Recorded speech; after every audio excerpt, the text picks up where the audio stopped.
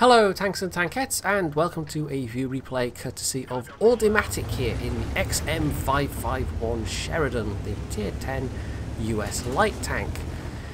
Now the first thing you're going to notice is that this is not a derp Sheridan, because this thing can mount the 152mm gun that the T49 has as well, and it's the exact same gun with the exact same ammo. So if you see somebody playing with that, there are going to be people that play with that, but if you see someone playing with that and doing well, there might be a bit of luck involved, because it's a derp gun and it doesn't have particularly good accuracy or gun handling stats.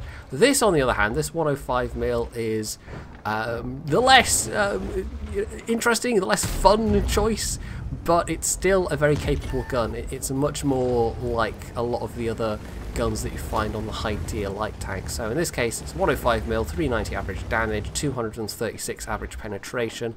I can't remember offhand what the heat is, it's like 280, so decent damage, good DPM, but doesn't have the best penetration with its standard ammo, which is pretty much par for the course. Generally speaking, the top tier light tanks, they don't have as good penetration as the same tier mediums, even if they might be dealing roughly the same amount of damage per shell. So it started off very kind of usual, very standard on this assault game. He went to the spotting place on the hill with all the bushes where everybody else was, and then he decided to just go completely nuts, or at least it might have seemed so. But in fact, well, this was not a completely silly move. I mean, it was a risky move, but it wasn't a silly move, because if you look behind him, look how many tanks there are. He's got a firing line of allied tanks that he can make use of. And because this thing is fast, I mean, it's 65 kilometers, which is, it's pretty good. Although the most impressive thing is the fact that the horsepower per ton ratio is, what, 45, 44, something like that. It's very, very good at keeping up its speed. So it was a bit of a risky dash to cover that open ground, even with the 65 kph. But having gotten here, well, you can see what he's doing with the terrain. And you can see how much spotting damage he's already picked up. Over 4,000, and that's only going to get higher. He's not shy about trying to do some damage himself, though. He's putting that gun to work, putting that 10 degrees of gun depression to work quite nicely. And as long as he doesn't get too cocky, well, this is actually quite a comfortable position. But having said, as long as he doesn't get too cocky, yeah. Whoops, okay, that might have been a little bit too risky. He does have a go in between the reload, just dodges a shell from, what was that, the 257 maybe?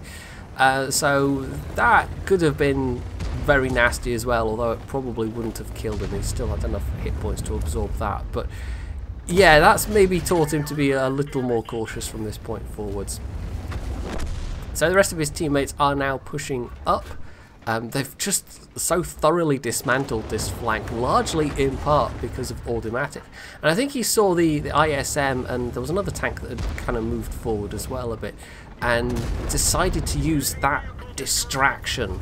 And if he'd just done it when there was no other allied tanks there, it might not have gone as well. There might have been more things firing at him. He might have just been exploded completely.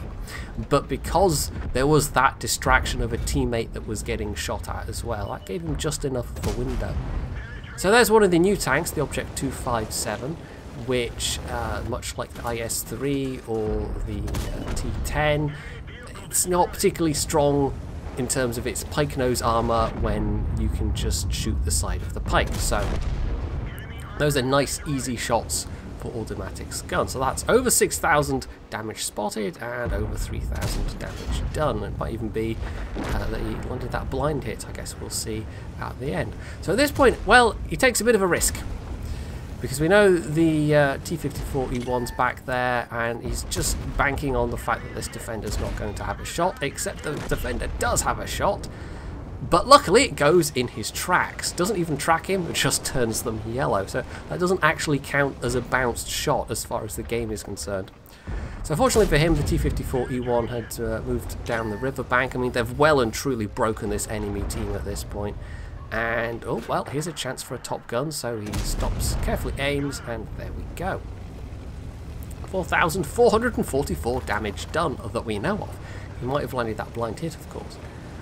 So, of what's left, there's just the Bat Chat and the T28. I think he's gotten most of the spotting and assistance damage he's going to get at this point, but it's not quite done. Oh, there we go, he actually gets a critical on that Bat Chat, but it's not enough to track him. And there we go, another hit. Very nice. And that time he did get some spotting out of it.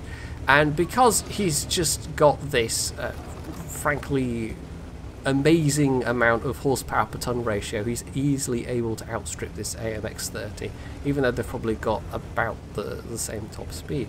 So there's the T28, but he preferentially goes for the one-shot Bat Chat, and he's now on 7 kills.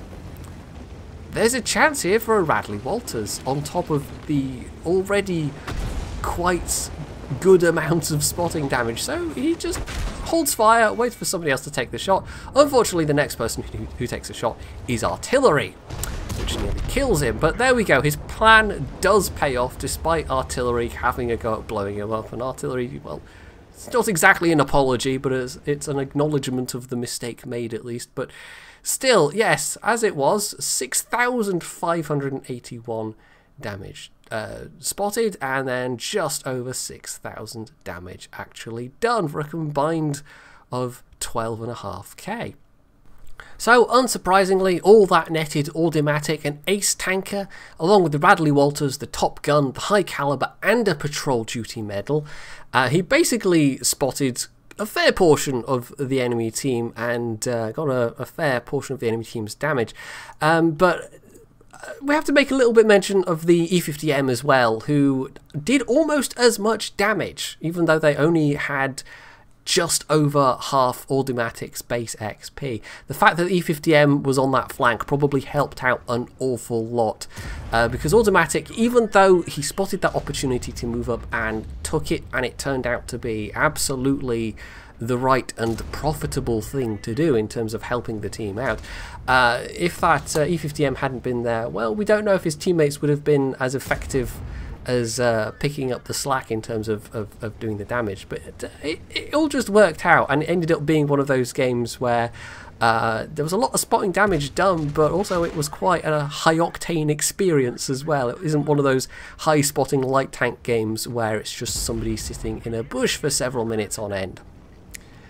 So, there we go, for the first Sheridan game on the channel. I thought that was probably quite a good pick, and hopefully you think so too. And if you do, you can hit that like button, you can leave any comments below, you can sub to my channel if you haven't already, and as always, stay tuned for more.